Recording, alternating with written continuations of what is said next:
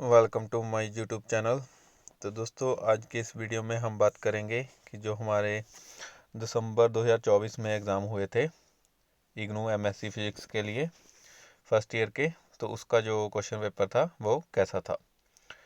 दोस्तों, अगर आप मेरे चैनल पर न्यू हो तो मैं आपकी जानकारी के लिए बता देता हूँ कि मैंने ऑलरेडी जो जून में एग्ज़ाम हुए थे, जून 2024 में फर्स्ट टाइम, उसके जो क्वेश्चन पेपर है उसका भी डिटेल्ड एनालिसिस कर कर चैनल पर डाला हुआ है।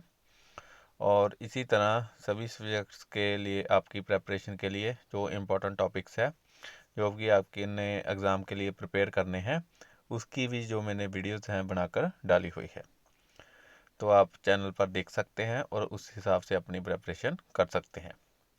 तो दोस्तों, अभी हम जो हमारा दिसंबर 2024 के एग्ज़ाम हुए थे उसका जो एग्ज़ाम था, क्वेश्चन पेपर था, उसमें कौन कौन से क्वेश्चन आए थे, तो उसके बारे में हम बात करने जा रहे हैं। तो दोस्तों, जैसे कि आपको पता है कि जो हमारा MPH 002 और 003 सब्जेक्ट है, दोनों का क्वेश्चन पेपर आपको एक ही मिलता है, सेम। बट लेकिन आपने जो आंसर शीट्स है वो अलग अलग यूज़ करनी है। तो आपने जो भी आपके इन्विजिलेटर होंगे आपके रूम में, उनसे ये बात आपने पहले ही बात कर लेनी है और 2 आंसर शीट आपको लेनी होगी। टोटल दोस्तों टाइम इसका 3 घंटे का होता है और इसके मार्क्स कितने होते हैं, 50 मार्क्स होते हैं।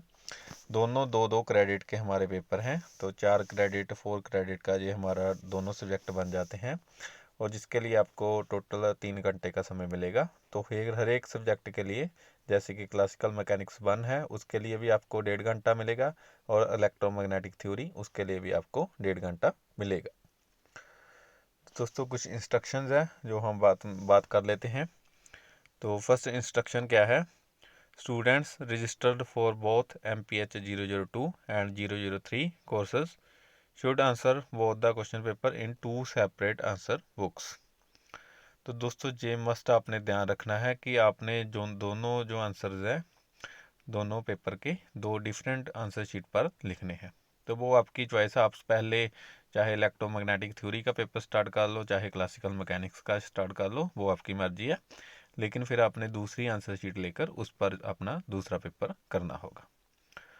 और सेकंड पॉइंट में उसने दोस्तों क्या लिखा है, students who have registered for any of MPH 002 should answer the relevant question paper after entering their enrolment number, course code, course title on the answer book. तो दोस्तों, अगर किसी भाई ने सिर्फ MPH 2 और MPH 3 दोनों में से कोई एक पेपर फिल करा है, तो वो वाला उसने वही क्वेश्चन पेपर अपना सॉल्व करना है जिसका उसने पर्टिकुलर फॉर्म फिल किया है। तो जैसे ही आप अपनी आंसर शीट का फ्रंट पेज भरोगे तो उस पर बड़े ही ध्यान से अपना जो भी कोर्स कोड है, कोर्स टाइटल है, उसको बड़े ही ध्यान से आपने लिखना होगा। तो दोस्तों, ये आपकी इंस्ट्रक्शंस थी। तो आप जैसे भी आप अपना पेपर कोई भी सॉल्व करना चाहो, चाहे क्लासिकल मैकेनिक्स 1 का, चाहे इलेक्ट्रोमैग्नेटिक थ्योरी का, तो दोनों के लिए आपको 2 डिफरेंट आंसर शीट यूज़ करनी होगी। तो चलिए दोस्तों, अभी हम स्टार्ट करते हैं। तो चलिए दोस्तों, हम देखते हैं कि जो हमारा MPH 003 है इलेक्ट्रोमैग्नेटिक थ्योरी, उसका जो दिसंबर का पेपर था वो कैसा था। तो जैसे कि आपको पता है कि आपको 1.5 घंटे का समय दिया जाएगा, और इसका जो मैक्सिमम मार्क्स है वो कितने रहने वाले हैं, 25। तो आपके जो पासिंग मार्क्स है मिनिमम वो कितने रहने वाले हैं, 10। तो 10 आउट ऑफ 25 आपने स्कोर करना है इस पेपर को क्लियर करने के लिए। तो इसमें क्या नोट दिए गए हैं दोस्तों, आल क्वेश्चंस आर कंपलसरी। तो जैसे कि वो तो पता ही है आपको, कंपलसरी क्वेश्चन है, और आपको जो क्या होगी इसमें इंटरनल चॉइस होगी, वो हम आगे चलकर देखते हैं। यू कैन यूज़ कैलकुलेटर, इसमें आप अपना जो कैलकुलेटर है वो यूज़ कर सकते हैं। तो क्योंकि इसमें कुछ ना कुछ आपके पास न्यूमेरिकल पोर्शन होगा, तो उसको सिंप्लीफाई करने के लिए आप अपने के साथ अपना कैलकुलेटर लेकर जा सकते हैं। तो चलिए देखते हैं कि इसमें क्या कैसे कैसे पैटर्न रहने वाला है पेपर का। तो इसका जो फर्स्ट क्वेश्चन है उसमें हमने क्या करना है, आंसर एनी 3 पार्ट्स। तो इसमें कितने पार्ट्स दिए गए हैं, ABCDE। तो 5 पार्ट्स दोस्तों दिए गए हैं, जिसमें से आपने 3 पार्ट्स को क्या करना है, सॉल्व करना है। तो इस तरह देख सकते हैं आपके पास काफ़ी ज़्यादा इंटरनल चॉइस है। तो फर्स्ट क्वेश्चन के लिए आपको 5 में से कोई 3 पार्ट अपने सॉल्व करने हैं, और ये जो तीनों पार्ट हैं वो अपने कितने कितने मार्क्स के रहने वाले हैं, 5-5 मार्क्स के रहेंगे। तो इस तरह आपका जो पूरा फर्स्ट क्वेश्चन है उसमें टोटल आपके कितने मार्क्स बनेंगे, 15 मार्क्स बनेंगे। तो जिसके लिए आपको 3 क्वेश्चन सॉल्व करने होंगे, जो कि तीनों ही आपके 5-5 मार्क्स के रहेंगे। तो चलिए हम देखते हैं कि जो हमारा ए पार्ट है उसमें कौन सा क्वेश्चन पूछा गया है हमसे। तो वो है an infinite long uniformly charge cylinder of radius R has positive volume charge density rho, determine the electric field at a point inside the cylinder. तो दोस्तों इसमें हमने एक जो हमें यूनिफॉर्म चार्ज डेंसिटी दी गई है उसके लिए सिलेंड्रिकल शेप में, उसके लिए हमने इलेक्ट्रिक फील्ड फाइंड आउट करना है। तो दोस्तों इसमें बेसिकली हमारा जो गॉस लॉ होता है उसको हमने यूज़ कर जे हमने क्वेश्चन को सिंप्लीफाई करना है। दोस्तों मैं आपकी जानकारी के लिए बता दूं कि ये जो बार आपका क्वेश्चन है ये आपकी ग्रेजुएशन में भी सेम क्वेश्चन रहता है, और इसी तरह जो आपने आपकी 12th क्लास की होगी उसमें भी ये वाला क्वेश्चन आपका रहता है। बिल्कुल वही डेरिवेशन आपने इसमें भी करनी है। तो ये आपका 5 मार्क्स का क्वेश्चन रहेगा।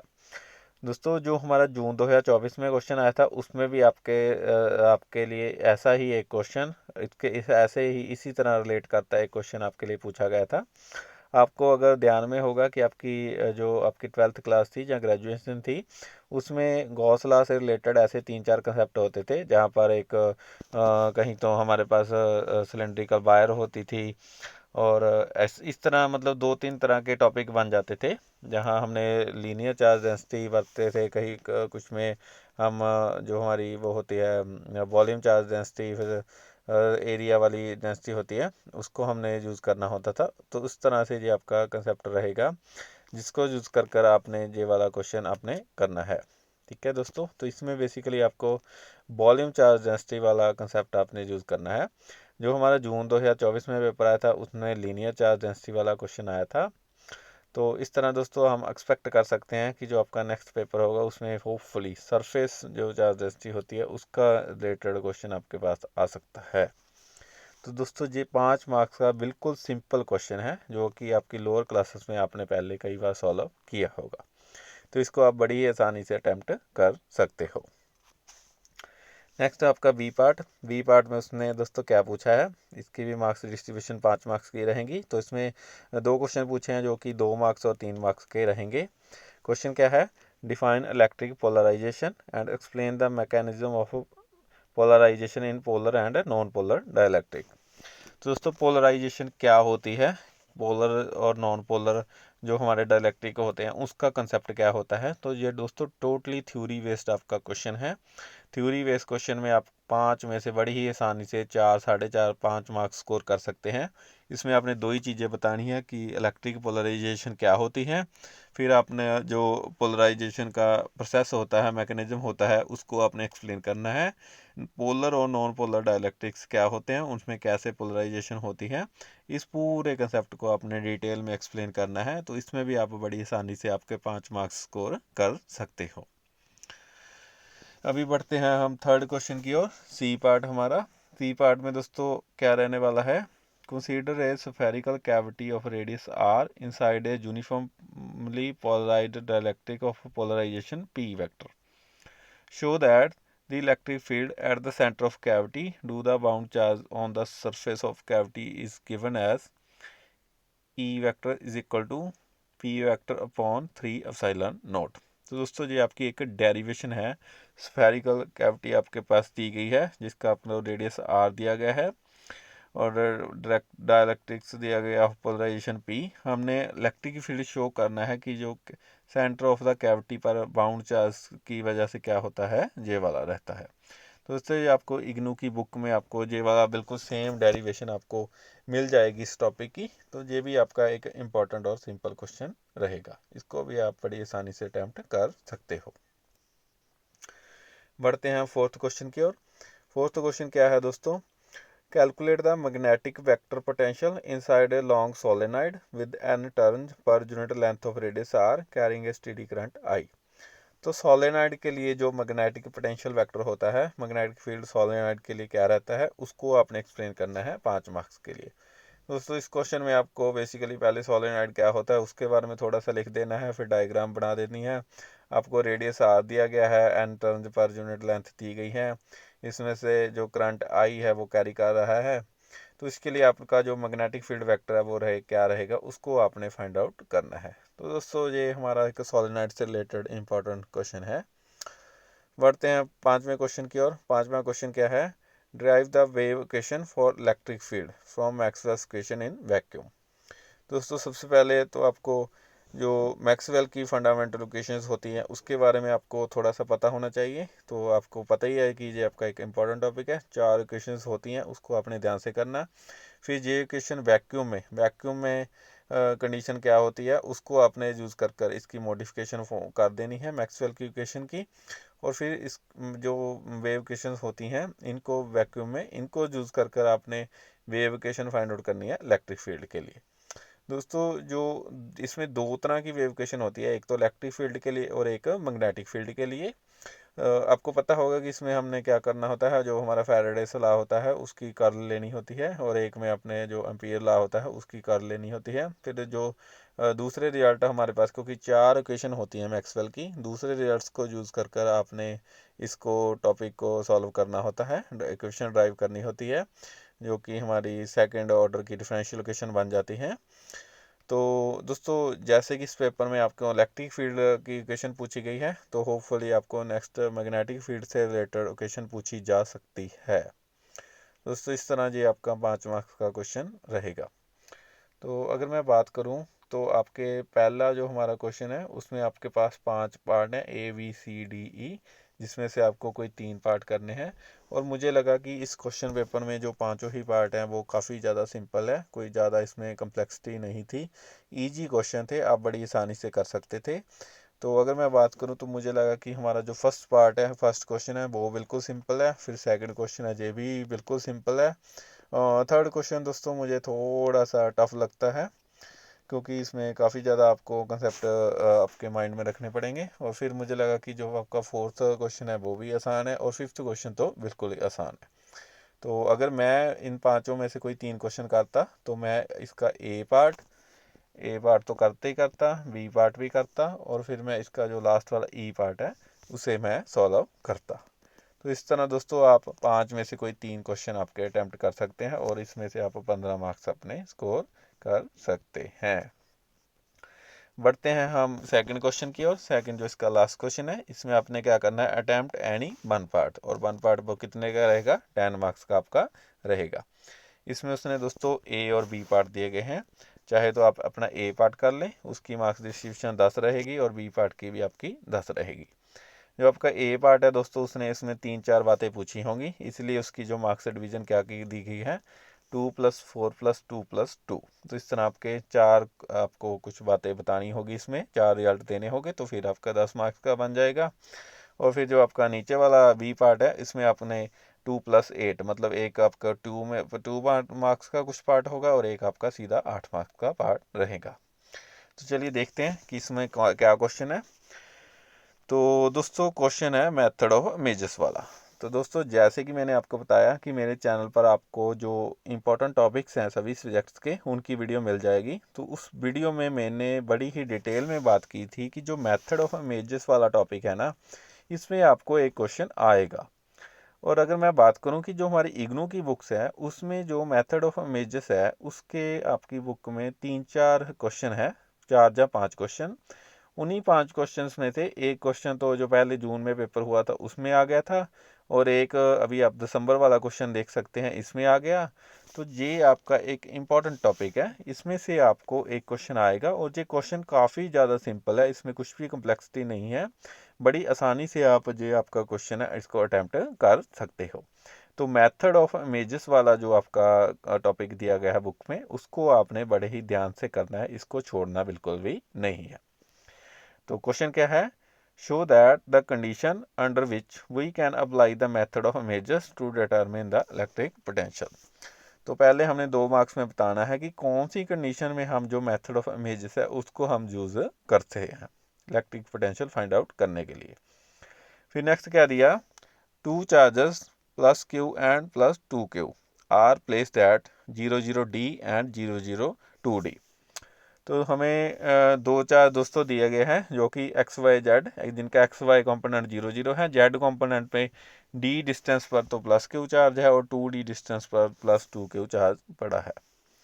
Near and earthen infinite conducting plate kept in XY plane. तो एक XY प्लेन में एक प्लेट पड़ी है, उसके जो चार्जेस प्लेस किए गए हैं। Using the method of measures determine the electric potential of the system. तो इस सिस्टम के लिए हमने जो इलेक्ट्रिक फील्ड है, इलेक्ट्रिक पोटेंशियल है, उसकी वैल्यू हमने फाइंड आउट करनी है।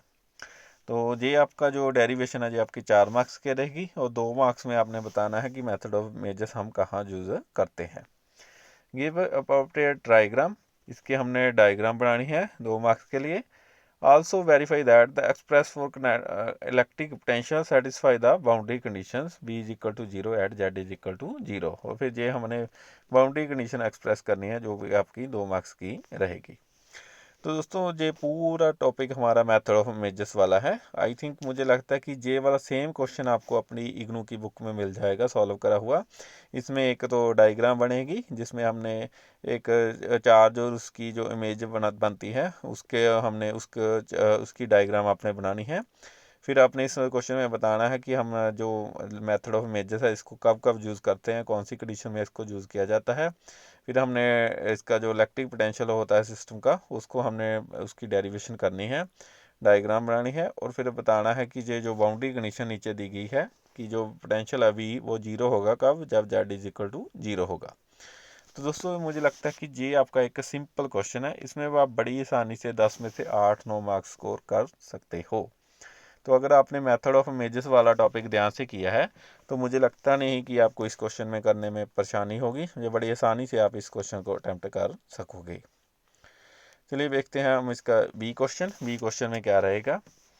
Distinguish between diamagnetism and paramagnetism. Diamagnetism substance और पैरामैग्नेटिज्म सब्सटेंसेस क्या होते हैं। तो दोस्तों आपने इलेक्ट्रोमैग्नेटिक थ्योरी जब भी लोअर क्लासेस में भी पढ़ी होगी तो उसमें भी आपने ये वाले सब्सटेंसेस के बारे में जाना होगा।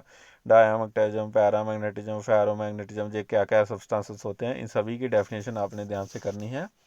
Show that the effective induced magnetic moment produced by A diamagnetic material placed in magnetic field is given by this. Assume that atomic orbit is circular. तो हमने दोस्तों डायामैग्नेटिक मटेरियल के लिए जो मैग्नेटिक फील्ड होता है उसकी जो डेरिवेशन करनी है कि उसका जो मैग्नेटिक फील्ड आएगा, इंडक्शन इंड्यूस्ड मैग्नेटिक मोमेंट, वो ये वाला आएगा, इसको हमने डराइव करना है। दोस्तों ये बेसिकली हमारे जो सब्सटेंसेस होते हैं डायामैग्नेटिज्म, पैरामैग्नेटिज्म, फेरोमैग्नेटिज्म, उनमें से रिलेट करता हुआ ये क्वेश्चन आपके पास आया है। तो अगर मैं बात करूँ इस क्वेश्चन में ए और बी पार्ट में, तो मुझे लगता है कि जो हमारा ए पार्ट है वो ज़्यादा सिंपल और स्कोरिंग रहेगा, क्योंकि इसमें एक तो दोस्तों 3-4 पार्ट बन जाते हैं, तो आप इसको छोटे छोटे पार्ट्स में डिवाइड कर इसको सॉल्व कर सकते हैं। तो उसमें जो मार्क्स आने के टेंडेंसी हो जाती है वो बढ़ जाती है हर पार्ट के लिए। अगर आप अच्छे से स्टेप बाय स्टेप चारों पार्ट सॉल्व करोगे तो बड़े ही आप आसानी से 10 में से 10 में से आपके 8-9 मार्क्स आप आसानी से स्कोर कर सकते हो। तो अगर मैं बात करूं मैं इसमें से कौन सा क्वेश्चन 10 मार्क्स के लिए खुद के लिए अटैम्प्ट करता, तो मैं ए पार्ट डेफिनेटली अटैम्प्ट करता, क्योंकि मुझे लगता है कि ये मैं टॉपिक अच्छे से कर पाऊँगा। तो दोस्तों इस तरह आप देख सकते हैं कि जो हमारा इलेक्ट्रोमैग्नेटिक थ्योरी का, इसमें भी आपने टोटल 4 क्वेश्चन ही अटैम्प्ट करने हैं। 3 क्वेश्चन आपने 5-5 मार्क्स वाले करने हैं और एक क्वेश्चन आपने 10 मार्क्स वाला करना है।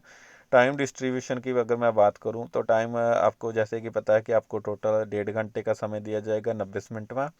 तो उसमें आप 1 घंटा तो अपने जो 5-5 मार्क्स वाले क्वेश्चन है उनके लिए लगा सकते हैं, और फिर जो आधा घंटा है उसमें जो लास्ट आपका 10 मार्क्स वाला क्वेश्चन है उसके लिए लगा सकते हैं। तीनों जो 5-5 मार्क्स वाले क्वेश्चन है वो बड़ी आसानी से आप 20-20 मिनट में अटैम्प्ट कर सकते हो। तो 20-20 अटैम्प्ट करोगे तो टाइम लगाओगे तो आप 60 मिनट में जो आपका तीनों क्वेश्चन है वो अटैम्प्ट कर सकते हो। और फिर जो आपका लास्ट वाला क्वेश्चन है 10 मार्क्स का, उसके लिए आप 30 मिनट का समय यूज़ कर सकते हो। तो अगर मैं इस क्वेश्चन पेपर की बात करूं, क्योंकि मुझे लगा कि इसका लेवल काफ़ी ज़्यादा सिंपल है, तो मुझे लगता है कि शायद ये वाले क्वेश्चन है जो 5-5 मार्क्स वाले हैं, वो आप बड़ी ही स्पीड से 15-15 मिनट में भी इसको आप कवर कर सकते हो। और जो लास्ट वाला क्वेश्चन है वो भी आप आसानी से 25-30 मिनट में, 20-25 मिनट में भी इसको सॉल्व कर सकते हो। तो मुझे लगा कि इस क्वेश्चन पेपर का लेवल है जो काफ़ी ज़्यादा ठीक था, आप आसानी से इसको अटैम्प्ट कर सकोगे। तो दोस्तों ये था इलेक्ट्रोमैग्नेटिक थ्योरी का पेपर जो कि दिसंबर में कंडक्ट हुआ था। तो अगर आप इस पेपर की तैयारी कर रहे हो तो उसके लिए आपको क्या करना है कि एक तो जो मैंने चैनल पर आपको इम्पोर्टेंट टॉपिक्स की वीडियो मैंने बताई है कि आपको मिल जाएगी। तो इलेक्ट्रोमैग्नेटिक थ्योरी के जो भी इंपॉर्टेंट टॉपिक्स है आपको बुक में से करने हैं, वो मैंने डिटेल में डिस्कस किया है, वो वीडियो आप देख सकते हो और उन क्वेश्चन को आप कर सकते हो। और फिर सेकेंडली आपके पास जो असाइनमेंट्स आई है, एक तो जो पहले वाला असाइनमेंट क्वेश्चन पेपर था और एक जो अभी रिसेंटली न्यू आया है वो क्वेश्चन पेपर, उसमें भी आपको 15-20 क्वेश्चन आपको मिल जाएंगे, उनको आप सॉल्व कर सकते हो। और फिर आप ये दोनों क्वेश्चन पेपर जून वाला और दिसंबर वाला, इनको भी आप सॉल्व खुद से कर सकते हो। तो अगर इस तरह से आप तैयारी करोगे तो आप डेफिनेटली आप अच्छा स्कोर कर सकोगे। तो दोस्तों वीडियो में जुड़ने के लिए धन्यवाद। अगर आपको वीडियो अच्छा लगा हो तो अपने दोस्तों के साथ शेयर कीजिए जो इग्नू से एमएससी फिजिक्स कर रहे हैं। मेरे चैनल पर आपको इग्नू एमएससी फिजिक्स से रिलेटेड सभी तरह की information, important topic, previous year question paper, assignment solutions वो आपको मिल जाएंगे। आप सब्सक्राइब कीजिए और औरों के साथ भी शेयर कीजिए। धन्यवाद दोस्तों।